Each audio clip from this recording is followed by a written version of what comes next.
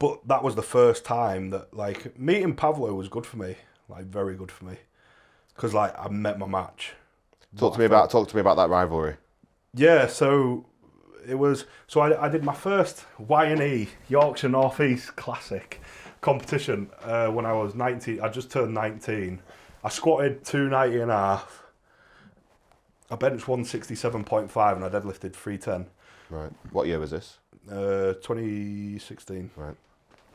Broke like all the senior and junior Yorkshire North East records, and like, I thought I was King Dick, amazing. Made such a tit of myself at the show. Got buried by my opening squat because I was like trying to show off, like getting proper, like doing like the Evan Rara, like getting ready for it. Do you know what I mean? That was me, and I just made a complete fool of myself. So that is what it is. And I went to the British Championships. I won that as well.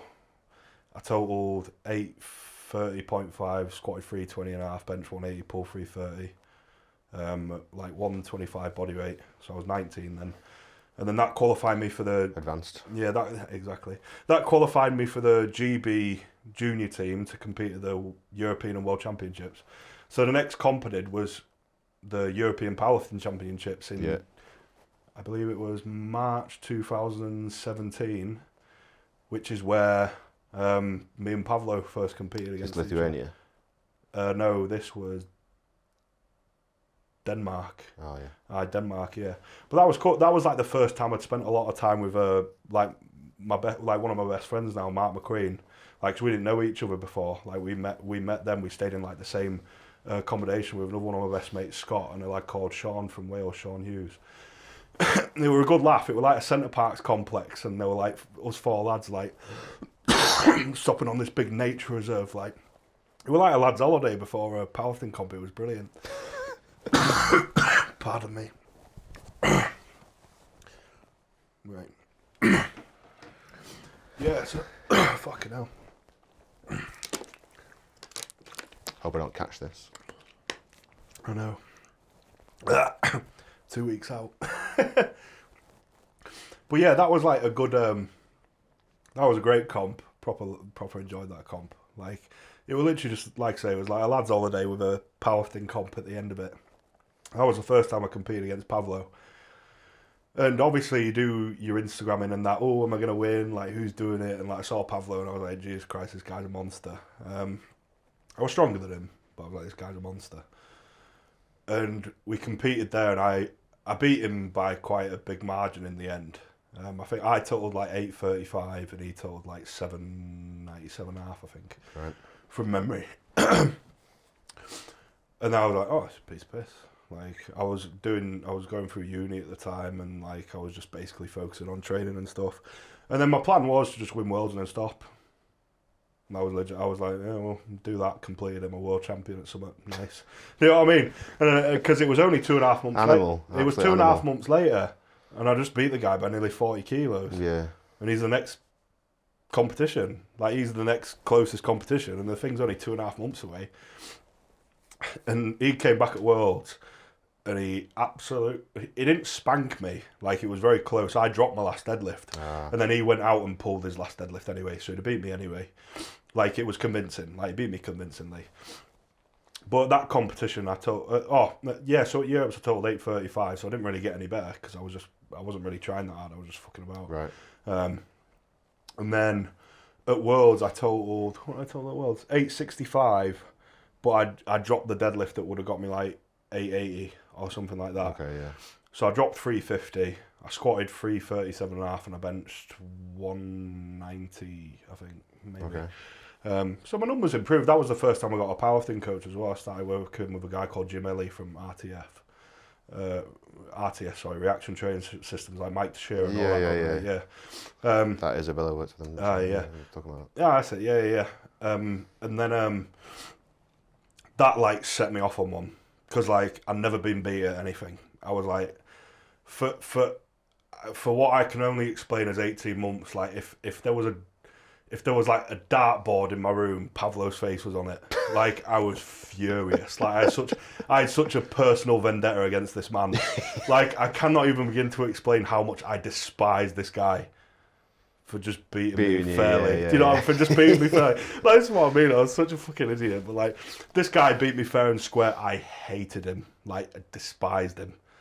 But I think I made myself hate and despise him more, so that it like Like like that MJ thing, I took it personally. I took it personally. Yeah, it just pushed me to like, I went crazy. Like I went from nearly quitting to being like, I feel like I'd lost a bit of that like voice that we were discussing earlier at this point, because I didn't need it. Yeah. Do you know what I mean? The training wasn't that hard. Like, it was pretty easy. And like, I was about to fulfill a goal, and then I'd just move on to the next thing cool. Like, get on with uni, be a PE teacher, sound. Do you know what I mean? But like that, just I was furious. Like, I can think of little times in my life that I've been that angry. Is that Like, just like, in the moment that you've been beaten, or like just, no, just for 18 months. 18 months, I'm yeah. furious. Is that Like, when you dropped out of uni? yes, Yeah. like a year later. Yeah. Right. Okay. You dropped in your second year, your third year. You dropped out. Final semester of third year. Idiot. I mean, it doesn't matter now. Like, Would you regret that, or did you wish No. you'd followed it through? Or? no, I think uni was a lot of shit, to be honest. You're gonna be a PE teacher, are you? I just think if you go into uni, you need to make sure your heart's really in what you're doing. Yeah. Mine never I did was. film, so Not not that I needed it. Yeah, no, but mine just never was. Like, when we left school, you were encouraged to like go to uni because like they don't know what else to do here. Yeah, yeah. Oh, it makes us look good if you go to uni. Yeah. Oh yeah, we're fucking 50 grand in debt Cheers. for something that I will probably never use, or like don't have an actual passion. Anyway, but, like, I did what was it? Yeah, and then the next comp was the British Championships in Glasgow in 2017. That was like November 2017. I totaled 9:10 there. Just missed out on totaling like 9:25. Like, so I squatted 360, bench 202 and a half, and I just missed out on a 363 deadlift. I finished with 347 and a half. Right. And at that point, like, I was breaking senior British records. I was like, but I didn't care, because like I was just hell bent on killing Pavlo. Yeah. So what year were you in there? 2017. 2017, yeah. Right, yeah. I think you said that. Sorry. Yeah, so I was 20 then. Okay. I just turned 20. Yeah, so you still had a couple more years. yeah, and then the next comp coming up after that comp, because Europe's was postponed till the latter end of the next year, 2018, was World Championships, and there was no reason why Pavlo wasn't going to do it. So then that was like, it was like, however hard I was trying from like Worlds to November, like, was just completely just like eclipsed by what I did between November and June. I was a fucking animal. Like, just, I can still remember vividly, like, been in the gym, like, we'd just gone to like the first shed at this point. It was literally a farmyard band, like, we were shitting outside, there was no toilets, like, it was just like, it was like, I don't know why, but it was like, just, I can remember being stood in the gym at like, and it was freezing. There was literally there was holes in the walls and stuff. It was so cold. I can remember being in there at like midnight on my own, like minus. It was during the Russian storm, like -10 outside, and I'm just in this gym like 5 hours into this like hell session, just standing against the dumbbell rack, getting ready to do some pause deadlifts. Like, fuck Pavlo. I was literally saying that. I was literally stood there going like, fuck Pavlo, I'm going to be a world champion, fuck Pavlo. And it's funny, I hope that he can listen to this, and like, if it translated into Ukrainian or whatever, he can derive some sort of pleasure that he literally sent me insane. Because I really like the guy now, but that was where I was at the time. Like, but that, yeah, I was just like, just fuck this guy, do you know? And then I went to the Worlds in 2018, which is the one I won in Calgary. I totaled 960 there. So I was still 20 then. I was still 20 then. Yeah. How many comps were you doing a year? Like 2 or 3? Three usually. Yeah. So I squatted 380, benched 210, and pulled 370. Right. Okay. I broke the junior deadlift and total record. I broke the total record by like, I broke it on my opening deadlift. And that was when I was starting to, but then at that point I was like so good at the powerlifting that I was like, I'm actually pretty strong here. Is that the point where you said before, like you powerlifted for a couple of years before you really got into the powerlifting specifics of it? Yeah. Is that when you started getting more into it? So when I started getting more into it was when I first started working with Jimmy. Okay, right. So that was like before World 2017 where I came second. But yeah, that was when I started to like romanticize the idea of strongman more. Okay. Because I was like, I can do something here. Do you know what I mean? I'm not just good for like a junior powerlifter now. Like I'm squatting near 400 kilos, deadlifting near 400 kilos. Like I'm good. Like, Yeah. I'm good. But Pavlo didn't do worlds because he got an injury. Oh. So Shit house. I didn't exactly. I did. I didn't get a chance to like Beat him. get rid of that personal that vendetta. Do you yeah. know what I mean? So I did worlds, and then the next comp I did was my third and my final British Championship. That's where I totaled 1,000.5. So squatted 400, bench 220 and a half, pull 380 at 21. I was the youngest person to do that in the world, I think. Like sleeves. Right. At the time, it was sleeves, wraps, drug tested, non-drug tested. Yeah. Youngest ever 1,000 kilo total, and I did it. Does that still stand? No. Who's got that now? Do you know? I have no idea. Right. But yeah, that was like, I was like, right, I'm doing some, like, what I'm doing is pretty special. Do you know what I mean? Now it was like a realization that like this isn't normal now, and it's funny because I look back and I was like, Jesus Christ! Like if I saw someone doing that at that age now, I'd be like. But it's weird, at the time it didn't feel that way, and it's weird. As in like what? As in like you're an animal, like slow down or what? Just like fucking freak. Okay, right. I never thought I was a freak. But Yeah. I think that's because I compare myself to the freakiest of the freaks. Yeah. When I think of a freak, I think of like Brian Shaw, Yeah. Tom Stoltman. Exactly. Like, I was never a freak. Like, I'm not particularly. Do you know what I mean? I've not got size 18 feet and all this shit. You know what I mean? I'm pretty normal by like. I'm not normal. Like I'm a big guy, but like I'm not like I'm not compared to like them outliers. Yeah. But yeah, at that point I was like, yeah, I'm doing stuff that people can't do it. And then 6 weeks after that, I had mine and Pavlo's final powerlifting comp in the IPF at the European Championships, and we totaled the same, and I won on bodyweight because obviously he's a unit and I'm not. So we both totaled 1,010.5, and I weighed 147 and he weighed 175. So I squatted 403. Did he drop his deadlift on that? Yeah. I think I thought I remember that. Yeah. So what did he go for? 386. And he failed it. Yeah. What did he get before that? 385. Right. Okay. Yeah. It was close. 385 and 386. Yeah. He just went for 1 kilo. Yeah. Because it made sense, to be fair. So I could never do that in training. If I went for a big deadlift, I'd never. Oh, he didn't get it. No. So this was the thing. I can see on the previous podcast we were speaking about it earlier as well. Shane said like, I believe Pavlo was stronger than Luke, and like in some sense I do kind of agree. But I think on that day we were like, it was so close that like I couldn't have said, because I left kilos in the tank on my squat. Right. I smoked it. It felt like nothing. The 403. Yeah, it offered no resistance to me at all. And Pavlo squatted 380 and then got buried by 392 and a half. What do you think you could have put up on a squat? 410 at least. Yeah. That day, it offered me no resistance. It felt like I levitated. It was weird. I can just remember hitting the hole and just being like, I'm never not doing this. Weird. It's a good feeling that on a squat, isn't it? Literally, it was like I just remember like rebounding and just been like, "It's fucking easy." I laughed at the top, but like I was laughing before I got to the top. I was laughing like halfway up, and not like laughing like ha ha ha. Everyone look at it, like just because I was like fuck. Like I actually surprised myself a bit. But yeah, Pavlo missed 392 and a half. But the reason I went 403 is because I knew he was going to chip the world record bench. Right. Which was.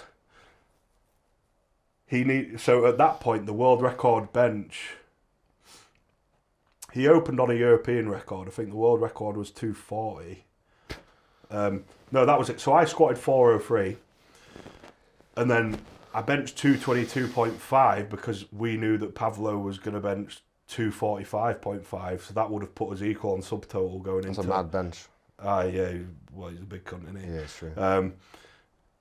He was funny as well. He like came up off the bench and like just started. He just like banged out a double bicep and was screaming, and you could just see all the IPF like judges just like frowning upon it. Like I mean, literally came up and everyone was, because obviously the guy's a fucking specimen. Like I've never He's a freak of freaks. Like, he comes up, he's like, oh, yeah, he's like doing a double bicep and that. And I was just like, oh, shit. But we're like drawing on subtotal. Like, our subtotals were the same. Like Mark McQueen and a guy called Jason Cortman were handling me, and they got it perfect. Like that. I think, like, it was spot on. Anyway, so I opened on deadlift at 347.5. He opened on 370. Which I think is more of like an Eastern European approach to like powerlifting number selection, is they like to open heavy to get control. Right. Whereas I like to build into my third. Okay. So I always planned my third. I feel like with the Eastern European powerlifting way, it's still like the equipped way, where they're like anticipating something going wrong with equipment. Yeah. Or like relying on a bit more weight to get depth. So like they just want to get one in that's going to get them like a good thing towards the total. The second's almost like the desired one, and the third one's like a bit out there. Do you know what I mean? Whereas mine was always like building for the third. Like my third was always like guaranteed. So I went 347.5. He went 370. So on my second attempt, I went 370. So if he missed his next attempt, I'd win on body weight. Yeah. So on his second attempt, he went 385. So on my third attempt, I went 385. Right. Which is all I had anyway. Okay. But at this point, I'd done 370. So if it stopped there, I won. He went out straight after me, did 385. So I put in 385 and he put in like 405. Because how it works in powerlifting with like your final deadlift, obviously you can change it, can't you? Yeah. So he put in 405 to get control, to make sure he was definitely going after me. Because I think he had lot number. There's lot numbers and stuff comes into it as well. It's like literally just a lucky generated number. If your lot number's better, like, it gives you a bit of an advantage. Right, okay. So Pavlo put in like 405, and the guys like Mark and Jason were saying to me like, what do you want to do? And I was like, 385 is all I've got. Like, I just knew I was spent. Like, they were like, but the world record that Pavlo just did was 385. They were like, you sure you don't want to chip it 385.5? I was like, no. Because I wasn't bothered about the world record. I've come here to be that fucking cunt. Do you know what I mean? Like, so I went out and pulled 385, which then meant whatever he does next, if he doesn't do it, and it has to be heavier than 385. Yeah. I win. Right. So he put on 386 and dropped it. Locked it out, dropped it. Oh. It was as close as it could ever be. What would he if he pulled 405? What would he have totaled? Pavlo. Yeah. So he put 405 down and changed it to 386. Yeah, so the only reason he put 405 in is because he knew he could change it. Was trying to make me guess. Right. Obviously, if he put in an authentic number, Yeah. if he was like, right, well, I think I'm capable of 392.5, Yeah. then that means that I'd have been able to see. He was trying to make me push my boat out too far because he was after me. So I'd have to go, he's putting 405, he's going to drop that down. I need to pick a number that's going to push him further than I think he can go. Yeah. At which point I start pushing my boat out as well. Because if I wasn't like modest enough in that moment, and I was like, well, he's just pulled 385, so he can pull more than 385. I have to do 395. Then I go out and miss 395. He's won. Yeah, that makes sense. So it's like A lot of tactics, isn't there? exactly, Strategy. yeah, exactly. So I was like, all I've got is 385, and it was actually one of the commentators just said like, I pulled 385, and he was like, Luke's in the lead again. He was like, Pavlo has to go to the will one more time. When I pulled 385, I was fucked. Like, Yeah. I was like, I'm done. Like, that's why I picked it, because I just felt, I pulled my 375 and I was like, my tank's getting empty now. Like, I don't feel very good. And they said, oh, Nakonechnyy has to go to the will one more time. And even though it was 1 kilo more, because he'd opened so heavy, like, I felt shit. You know what I mean? And he'd opened heavy on everything. Yeah. So, and then he went out, literally locked it out. The judge was like this, and he literally got the down command. Yeah. And it went out his hands, and then I won. Wow, that's close, that. Yeah. I want to say, this is the most engaged I've ever been in anything to do with powerlifting before, this story right now. It was good, mate. You should go back and watch it. Like, it's actually. But I quite don't good. think it would have the same story behind it. I enjoyed how you told that story, but Yeah. powerlifting is so boring, generally, and you never get to see the story of the competition. It's just people lifting on, there's like no platform, well, no, there's no crowd cheering, and like it's always kind of like real small and boring. Aye. But I think that story there, that was brilliant. Pavlo was like, Pavlo is an intimidating character. Like, yeah. and I can see when that. I used to compete against him, obviously there's his actual size, but like, yeah, just like watching him go out to that third deadlift was like, fuck's sake. I was just stood there with Mark. Like, I was just stood there like, I've done all I can do. Like, I felt that. I bit felt like I've done what I can do. If he does this, fair play to him. But he's there and he's got all these fucking Ukrainian guys and they're fucking spanking the shit out of him. Like, he's there like wobbling and he looks like a silverback gorilla, and when he's fucking shouting he sounds like one as well. He's there shouting, fucking wobbling his enormous hamstrings, and they're just fucking lacing the fuck out of him. To go out and beat me, I'm like, stop hitting this guy. Let him relax, please. Like, he's there fucking screaming like a silverback, and he's got all these lads just kicking fuck out of him, basically. Like, stop. And then he went out and dropped it, like, and me and Mark, like, and Pavlo came off and we like embraced, and it was cool. And like,